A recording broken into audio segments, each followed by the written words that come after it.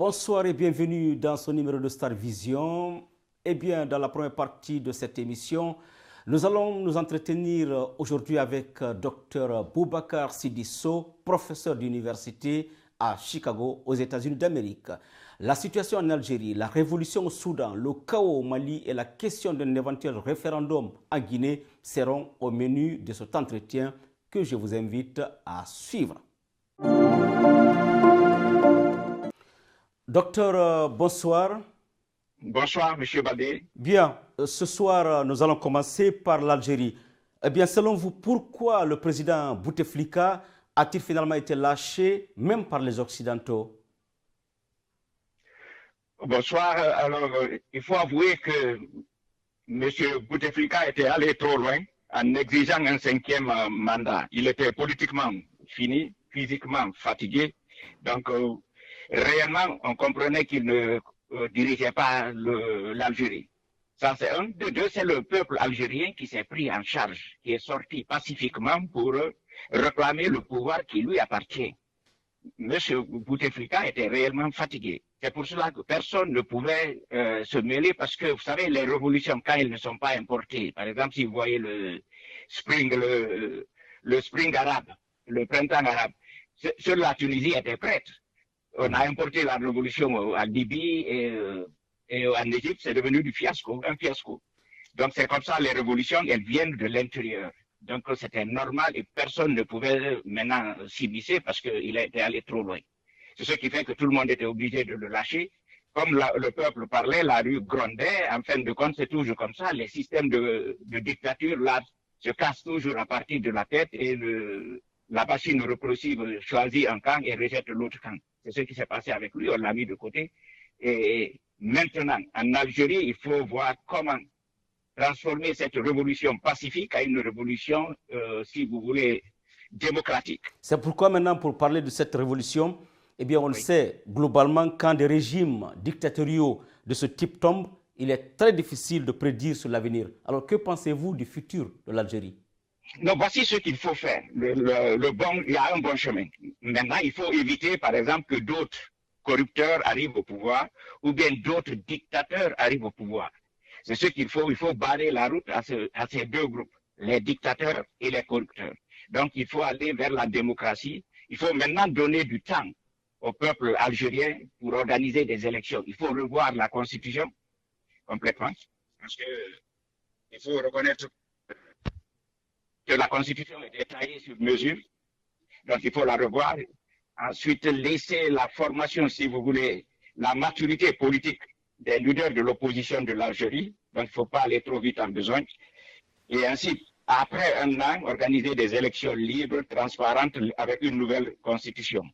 Et organiser des élections pour donner la chance aux patriotes algériens, patriotes démocrates, c'est-à-dire des hommes intègres qui vont venir aux affaires, qui sont convaincus qu'il faut la démocratie pour développer l'Algérie, il faut lutter contre la corruption, contre l'arrivée d'un autre dictateur. Et voilà, et ainsi l'Algérie va décoller. Avez-vous de l'espoir pour l'Algérie? Oui, j'ai de l'espoir. Parce que l'élite algérienne est suffisamment formée pour prendre la relève. Bien. Il suffit. Oui. Donc de l'Algérie, nous allons partir pour le Soudan.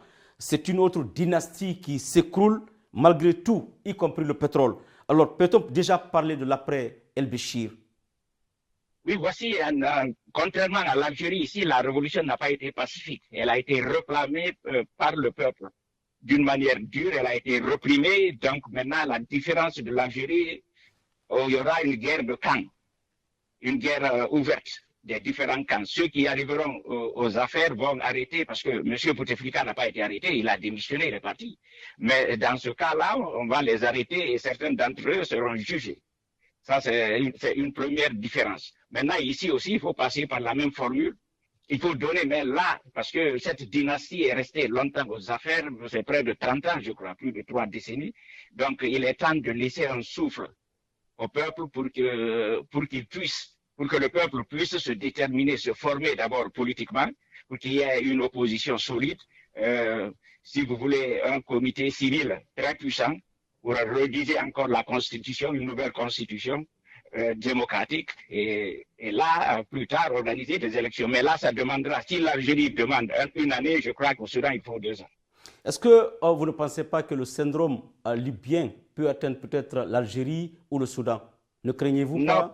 Non, parce qu'en Libye, il y a eu une force étrangère qui est rentrée pour bombarder la Libye. C'était une révolution imposée par l'Occident, il faut le dire ouvertement. Ce n'est même pas une révolution, c'était une agression. D'accord. C'est seul, je disais au début, seule la Tunisie était prête. D'accord. La Libye n'était pas prête, c'était un règlement de compte. Bien, nous allons... Donc il n'y a pas eu de révolution réelle en Libye, il y a eu une agression. D'accord. Nous allons partir au Mali, avec Dr So depuis Chicago. Au Mali, la situation est inquiétante. Du multipartisme, aux multiples bandes armées. Que faut-il faire pour que le Mali revienne, pour que le Mali reprenne sa place d'antan, pour qu'on retrouve un Mali stable? Qu'est-ce qu'il faut selon vous? Vous savez, le Mali, avec le temps, il y a eu d'abord, ils ont commencé le truc démocratique. Vous savez, la démocratie aussi, c'est pas facile. Hein. Il faut toujours refaire des élections à temps, les organiser et dynamiser le processus. Au Mali aussi, il y a eu une intervention extérieure avec l'arrivée des rebelles libyens qui ont tout cassé. La dynamique du Mali a été perturbée là. Tout ça, c'est les effets de l'après-Kadhafi. Donc maintenant, le Mali se cherche et il y a eu des milices armées de tous les côtés qui sont venues, qu'il faut maintenant stopper. Mais malheureusement, je crois que les dirigeants sont submergés. Au Mali, c'est devenu quelque part un faire-c'est, un État vaillou, il faut le dire tel qu'il est. Donc maintenant, vous voyez qu'on agresse les gens sur des bases ethniques, religieuses et régionales. Ce qu'il faut pour le moment, si les autres se forment et attaquent les différentes communautés, il faut que ces communautés se prennent en charge pour un début. Pour un court terme, il faut que les communautés-là apprennent à se défendre, pas à attaquer, mais à se défendre. Beaucoup demandent, souvent, du côté du Mali, il y en a qui réclament même la tête du gouvernement et même du président IBK. Est-ce que vous pensez que c'est la solution pour le Mali? C'est-à-dire que le départ de IBK, le départ du gouvernement, est-ce que vous pensez que réellement c'est ça la solution? Non, le gouvernement, oui, mais comme ils ont fait des élections, l'autre a été élu démocratiquement, je crois qu'il faut laisser finir le mandat s'il est compétent. Sinon, lui-même, il peut décider d'anticiper des élections et partir. Là aussi, c'est une autre voie, parce qu'il faut reconnaître que présentement, je ne le trouve pas compétent pour assumer ses responsabilités en tant que président du Mali. Je crois que parce que cette affaire a démarré depuis longtemps, il y a eu beaucoup de vidéos ici où je vois les chefs traditionnels peuvent se lamenter. L'armée ne réagissait pas, les autres étaient là en train de s'armer, les milices étaient là en train de se former. Ça ne peut pas continuer comme ça dans un État. Bien. Là, il a été carrément, il faut le reconnaître. Donc, il n'a que 2 choix. S'il ne peut pas, il n'a qu'à reconnaître sa faillite et partir. Bien. Après l'Algérie, le Soudan, le Mali, nous allons partir pour la Guinée-Conakry. C'est l'affrontement entre pro et anti-troisième mandat qu'il faut absolument craindre. Alors, vous, docteur, interprétons un peu votre livre intitulé « Les mystères de la conscience et le secret de la réussite ». À quelle phase se trouve aujourd'hui la Guinée? La Guinée a commencé, vous savez, avec M. Sékou Touré, elle était dans la dictature, ensuite elle est passée à la corruption, et depuis M. Conté en 84, elle est toujours dans la corruption, elle badine là. On a commencé la démocratie, mais le problème dans ces pays, à un moment donné, souvent il faut organiser des élections libres, démocratiques et à temps pour qu'une nouvelle équipe arrive aux affaires. En Guinée, maintenant, il faut reconnaître qu'on est au 2e mandat de M. Alpha Condé et réellement, il est épuisé politiquement. Il ne peut pas offrir quelque chose à la Guinée pour l'avenir du pays. Mon souhait, qu'il comprenne, et qu'après ce 2e mandat, il rentre par la grande porte. Ainsi, la Guinée retiendra 3 choses de lui. La première, il a beaucoup travaillé, si on dit il a beaucoup travaillé pour l'électrification de la Guinée, mais il faut voir qu'il a dépensé 3 milliards pour trouver 1200 mégawatts, c'est trop cher. Voilà. Là aussi, c'est un problème. Donc maintenant, à côté de là, on retiendra qu'il a été le père de la démocratie, de la transition pacifique d'un civil à un autre. Donc il aura jeté les germes réels de la vraie démocratie. C'est ce qu'on retiendra de lui de bon. Mais de notre côté aussi, on retiendra qu'il a été le politicien le plus grand diviseur de la Guinée. Donc, son régime a été plus ethno que tous les autres régimes en Guinée. Est-ce que vous avez de l'espoir? Oui, il y a de l'espoir parce que il n'a pas, de l'autre côté, il n'a pas de chance de réussir. Premièrement, les Guinéens ne veulent plus revenir là parce qu'on a eu M. Sékou Touré qui est mort au pouvoir. Rappelez-vous aussi, M. Sékou Touré était mort en 68 ou bien quitté le pouvoir comme cela en 68. Il n'y aurait pas eu cette révolution culturelle socialiste. Bon, vous vous souvenez, c'est là, après ça, qu'on a commencé les vraies tueries. On n'avait pas tué beaucoup de personnes avant 68. Retenez ici, M. Lansana Conté avait quitté en 94, c'est-à-dire 10 ans après. Il y aurait eu moins de problèmes en Guinée. Donc, il ne faut pas qu'on continue à faire les mêmes choses et s'attendre à des résultats différents. C'est après 10 ans de règne, généralement, on est fini, on est épuisé. Et M. Alpha Condé, il faut savoir qu'il est là dans la dictature, mais plutôt dans la corruption. Aucun pays du monde ne se développera tant qu'il est dans la corruption. Maintenant, voyons l'environnement. Le Guinéen est fatigué, il y a trop d'exclus en Guinée. C'est un régime qui marche sur les divisions ethniques, sur l'ethnocentrisme, il faut le dire clairement. À partir de là, il y a beaucoup d'exclus. Donc, l'environnement même guinéen ne se prête pas.